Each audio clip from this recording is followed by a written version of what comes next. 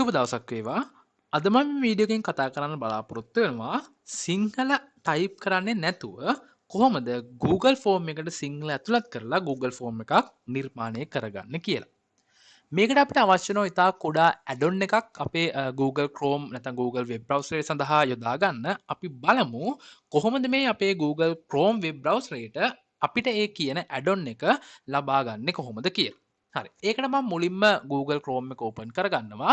Google Chrome එක open කරලා මම ඒකේ ටයිප් කරනවා voice in voice typing කියලා. voice in voice typing කියලා මම ටයිප් කරනවා. හරි. එතකොට මට එනවා voice in voice typing කියලා උඩින්ම link එකක්. මෙන්න මේ link එක. මම මේ link එක උඩ click කරාට පස්සේ අපිට පෙන්නනවා Chrome Web Store එකේ web in voice typing කියලා add-on එකක්. හරි. එතකොට මම මේ add-on එක add to Chrome කියලා බටන් එක ක්ලික් කරාට පස්සේ අපෙන් අහනවා මේක අවශ්‍යද කියලා. ඔව් අපිට අවශ්‍යයි. අපි ඒක නිසා add extension කියන බටන් එක ක්ලික් කරාට පස්සේ අපේ web browser එකට මෙන්න මේ voice in voice typing කියන මේ add-on එක install වෙනවා. ඉස්සුනාට පස්සේ අපිට මෙන්න මගේ වෙල්කම් කියලා ස්ක්‍රීන් එකක් එනවා. ඒතර වෙල්කම් ස්ක්‍රීන් එකේ අපි next බටන් එක ක්ලික් කරන්න ඕන. next බටන් එක ක්ලික් කරාට පස්සේ අපිට නැවතත් අපි තව වින්ඩෝ එකකට එනවා. එතකොට මේකේ කියනවා allow microphone access කියලා. ඒ කියන්නේ අපෙන් අහනවා ඔබගේ මයික්‍රොෆෝන් එක පාවිච්චි කරන්න අවසර ලබා දෙනවද කියලා. එතකොට අපි මේක voice typing එකක් නිසා නැත්නම් voice typing software එකක් නැත්නම් voice typing add-on එකක් නිසා අපි මෙතන allow microphone to access කියන බටන් එක ක්ලික් කරන්න ඕන. ක්ලික් කළා මම නැවතත් next ලබා දෙනවා. ඊට පස්සේ අපෙන් අහනවා මේක ඔයාලගේ ලැන්ග්වේජ් එක මොකක්ද? ඔබ භාවිතා කරන්න බලාපොරොත්තු වෙන ලැන්ග්වේජ් එක මොකක්ද? ඒතර මම භාවිතා කරන්න හදන්නේ සිංහල ලැන්ග්වේජ් එක. එහෙනම් මම මෙම ලිස්ට් එකෙන් නැත්නම් මේ ලිස්ට් එකෙන් මම සිංහල භාෂාව තෝරලා ලබා දීමක් සිදු කරනවා. මෙතන සිංහල භාෂාව ශ්‍රී ලංකා කියලා තියෙනවා. ඒතර මම සිංහල ශ්‍රී ලංකා කියලා ක්ලික් කරා. ක්ලික් කළා මම ආපහු නැවතත් next බටන් එක ක්ලික් කරනවා.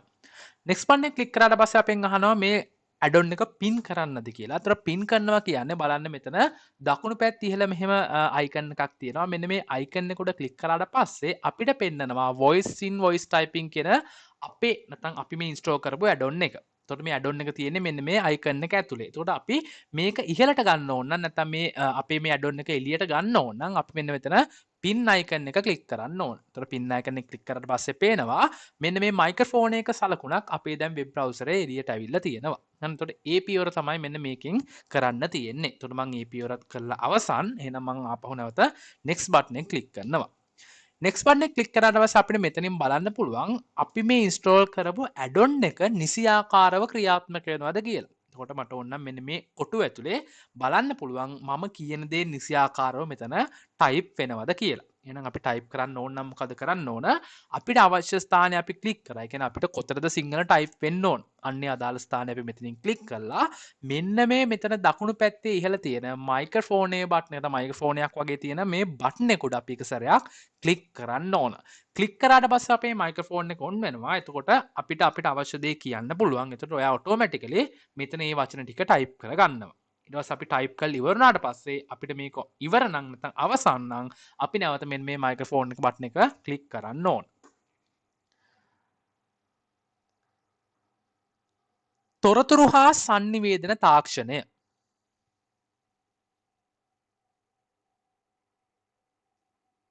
හරි. මෙන්න මේ වගේ අපිට පුළුවන් අපි ටයිප් කරන්නේ නැතුව නැත්නම් කීබෝඩ් එකෙන් වචන ටයිප් කරන්නේ නැතුව අපිට කියන ගමන් නැත්නම් සිංහලෙන් කියනකොට අන්නේ කියපු සියලු දේම මෙන්න මෙතන ටයිප් වෙන්න අපිට මේක හදාගන්න පුළුවන්. හරි.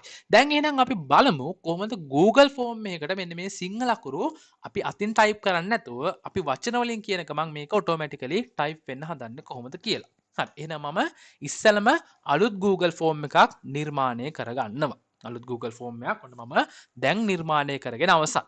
හරි. එහෙනම් බලමු අපි Google ෆෝම් එකේ කොහොමද සිංහල ටයිප් කරන්නේ කියලා. එතකොට අර පරණ මම කලින් කිව්ව විදියම තමයි අවශ්‍ය ස්ථාන අපි සිලෙක්ට් කරගන්න ඕන. ඊට පස්සේ අපි අර මෙන්න මේ ඉහළ කෙළවරේ තියෙන මයික්‍රොෆෝන් බටන් එක ක්ලික් කරන්න ඕන.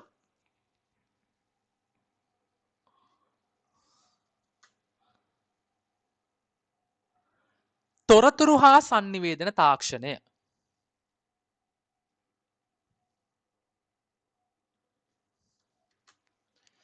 දෙවැනි පරම්පරාවේ පරිගණක සඳහා පාදක වූයේ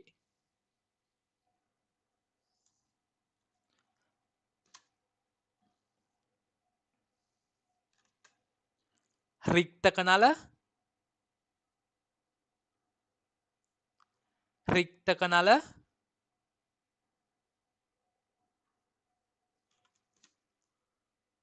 ට්‍රාන්සිස්ටර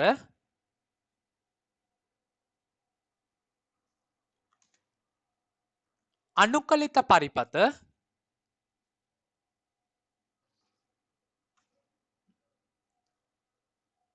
ඉතා විශාල අනුකලිත පරිපත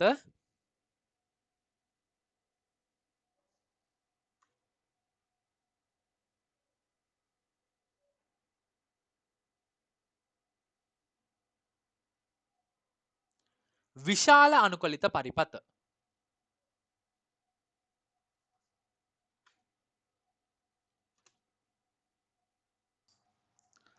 හරි මෙන්න මේ ක්‍රමය පාවිච්චි කරලා අපිට පුළුවන් ඉතා ඉක්මනින් ඉතා සරලව සහ පහසුව යතුරු පුවරක් භාවිතා කරන්න නැතුව අපිට අපේ කටහඬ පාවිච්චි කරලා Google ෆෝම් එකක් ඉතා පහසුවෙන් සිංහල භාෂාවෙන් නිර්මාණය කරගන්න.